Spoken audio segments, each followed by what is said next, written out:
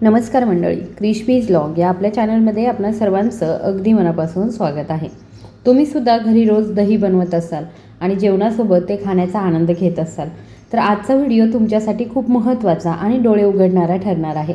दही ही एक अशी गोष्ट आहे जी अनेक लोक खूप सामान्य मानतात. तथापि त्याचे छुपे फायदे आणि खाण्याची योग्य पद्धत, योग्य वेळ, योग्य प्रमाण आणि अशा परिस्थितीमध्ये ज्यात फायद्यांऐवजी नुकसानही होऊ शकतं, या सर्व गोष्टी फार कमी लोकांना सखोलपणे समजतात. बऱ्याच लोकांना फक्त एवढंच माहीत असतं की दही थंड असतं आणि ते पोटासाठी सुद्धा चांगलं असतं.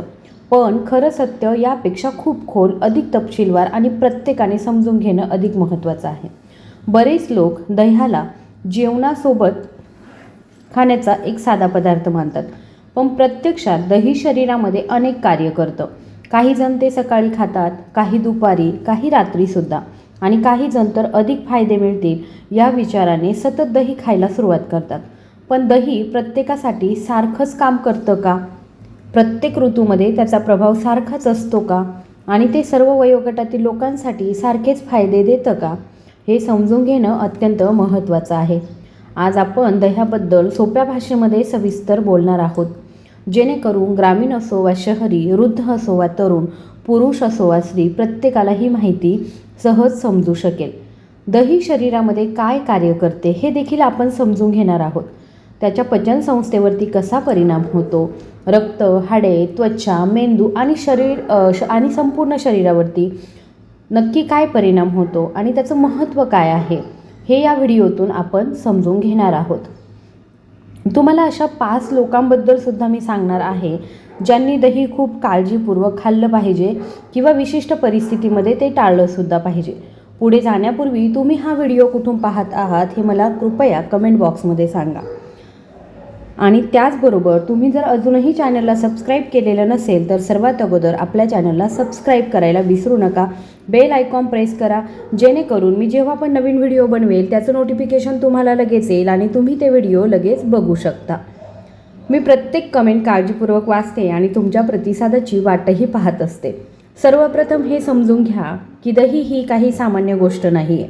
हा दुधावर आधारित एक पदार्थ आहे ज्यामध्ये प्रोबायोटिक्स असतात, म्हणजेच आतड्यांमधील संतुलन राखण्यास मदत करणारे चांगले बॅक्टेरिया.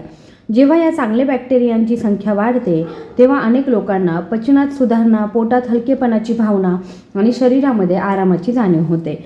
यामुळेच अनेक लोक त्यांच्या रोजच्या आहारामध्ये दह्याचा समावेश करतात आणि ते आरोग्यदायीही मानतात.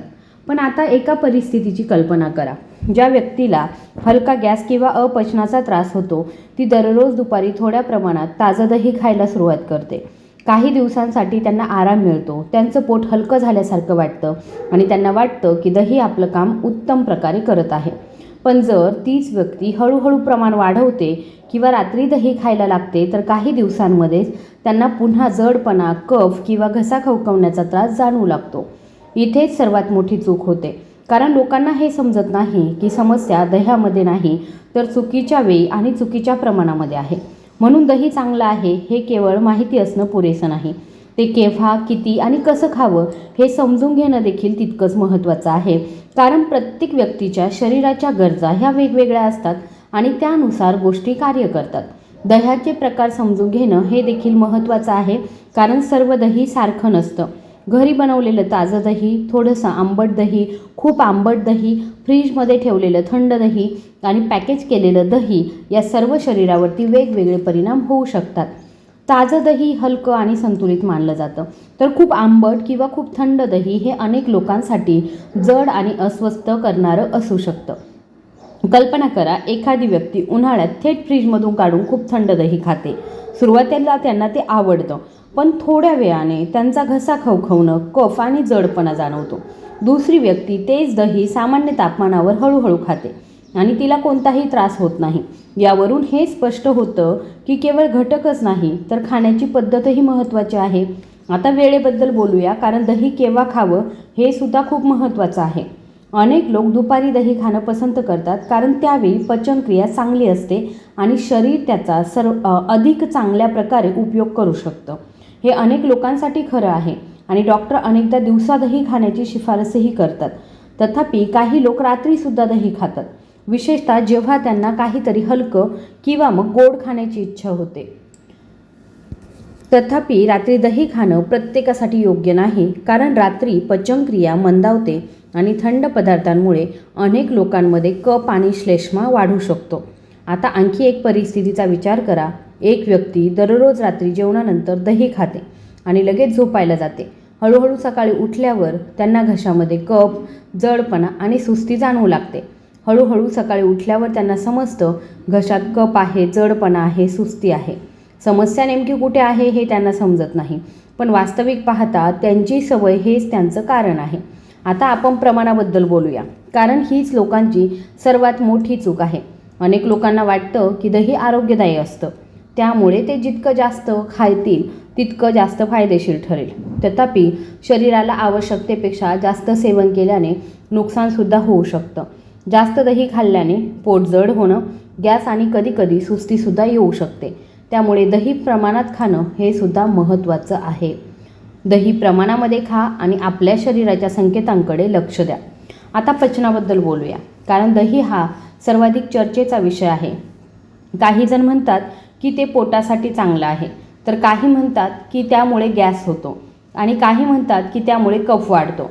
खरं तर हे सर्व व्यक्तीचं शरीर, वेळ आणि प्रमाण यावर अवलंबून असतं. जर दही योग्य प्रमाणामध्ये आणि योग्य वेळी खाल्लं तर ते पचनक्रिया संतुलित ठेवण्यास मदत करू शकतं.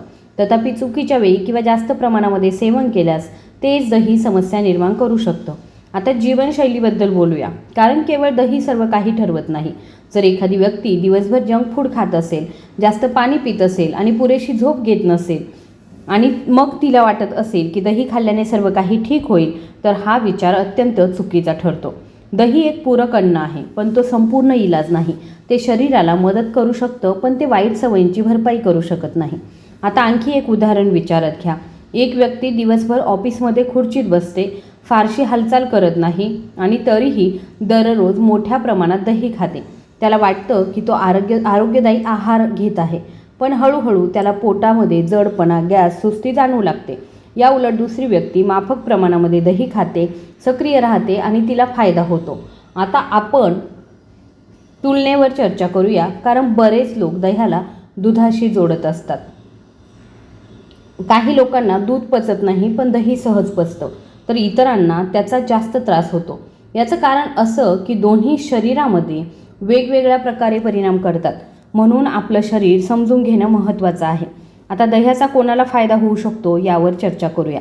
ज्यांना पचनाच्या सौम्य समस्या आहेत, छातीमध्ये जळजळ होते किंवा जे हलका आणि संतुलित आहार पसंत करतात, त्यांच्यासाठी योग्य प्रमाणामध्ये दही फायदेशीर ठरू शकतं.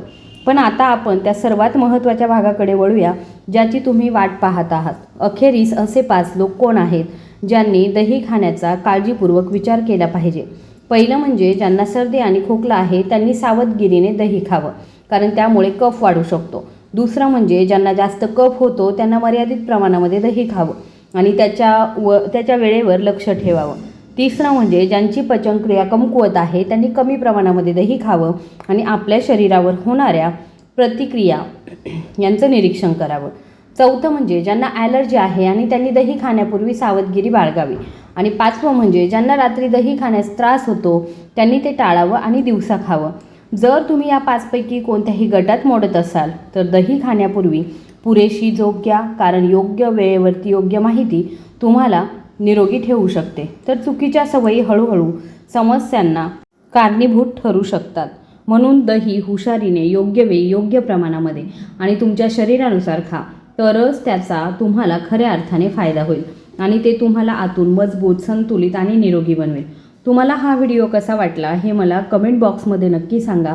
हा व्हिडिओ तुमच्या मित्रमैत्रिणींसोबत, कुटुंबियांसोबत आणि इतरांसोबत नक्की शेअर करा आणि अशाच प्रकारच्या आरोग्यसंबंधित विशेष माहितीसाठी आपल्या चॅनलला सबस्क्राईब करायला विसरू नका. धन्यवाद.